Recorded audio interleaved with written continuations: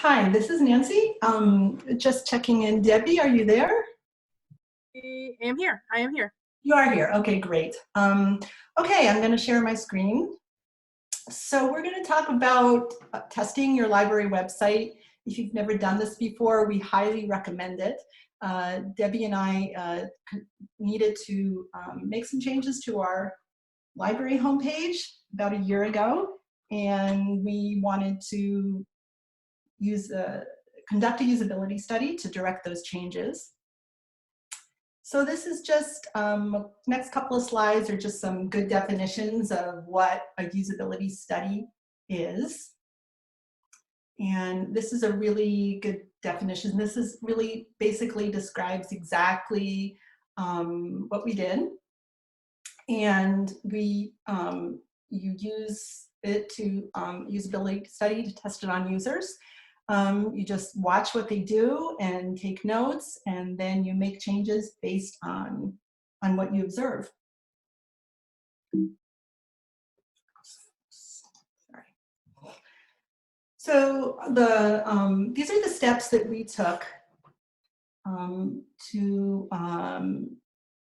our usability study. And the motivation for our study was that the look and feel of the whole college website had changed. So that impacted the look and feel of the library website. And the article that we consulted to help us, it's called the Mom and Pop Guide to Usability Studies, and I cited at the end of this presentation. They suggest that you look at the 10 to 20 most popular hits on your website. But since we were just looking at the library homepage, not any of the sub-level pages, we limited it to just 5 of the most popular websites. And that's how we designed our questions. So here are the questions the 5 questions that we came up with.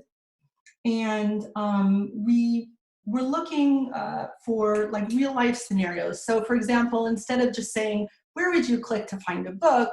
We put the student in a scenario situation. So you need a book about the American Revolution. Where would you click to find that book? And actually, sometimes this question confused students. They saw the subject, so they would click on databases by subject, but it also showed us something else about how the search for books was actually too hidden in the new web library homepage, and that's something that I'll talk about a little bit more later. So another thing you need to do is write down instructions and read those aloud to the patron or to the user. And I'll talk a bit more. I put in bold that you're going to ask the patron to think out loud while they're looking for the answers. And I'm going to talk about the importance of that in a couple of slides. So this next slide is trying to convey this rule of the diminishing returns. When you recruit participants, most usability testing experts agree that testing 5 people 3 times is much more productive than testing 15 people just once. So 85% of the problems are found with just 5 participants. After that, you notice that you're just getting the same sort of responses, the same sort of problems. You're duplicating your efforts, in other words. So the benefit of testing more than 5 people just declines. So we actually experienced this. After just on each campus, we recruited 5 students, and we noticed patterns emerging right away. And to continue to talk about recruiting students, it really, or users,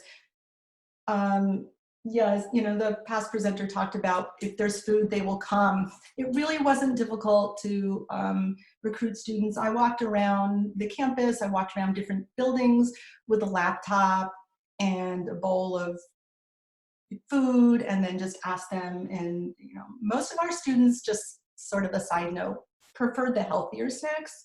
So I noticed that, instead of candy, they preferred like a granola bar or a piece of fruit or something like that.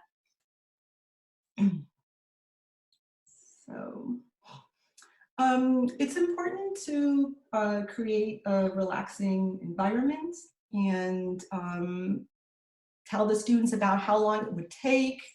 Emphasize to the patron that that you're testing the website, not them. So this was especially true for our sort of overachieving kind of students, you know, who would get nervous and maybe don't even use the word test, you know, just to study or something like that.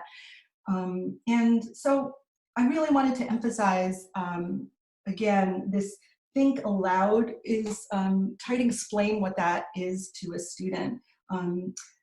Ask them to say exactly what it is that they're doing as they're doing it. And we're not used to doing that, you know, unless we do a lot of, you know, instructional videos. You know, right now I'm clicking on this, or, you know, I'm clicking on this link over here because I think it should take me to the answer. And the more information that you can elicit from the users, the better.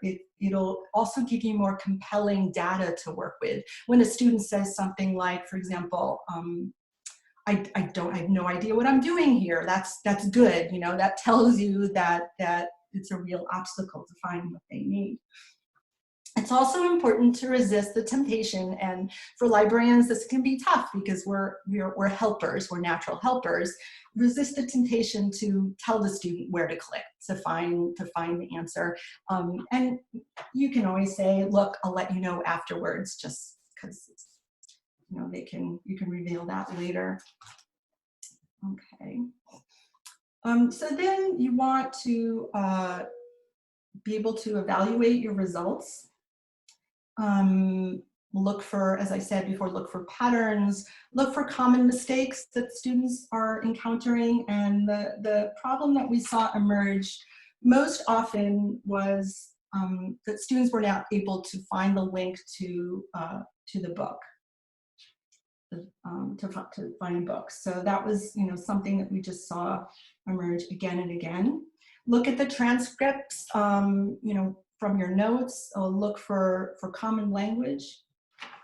So the concrete changes that we were able to make with this data was we decreased the size of the photo banner.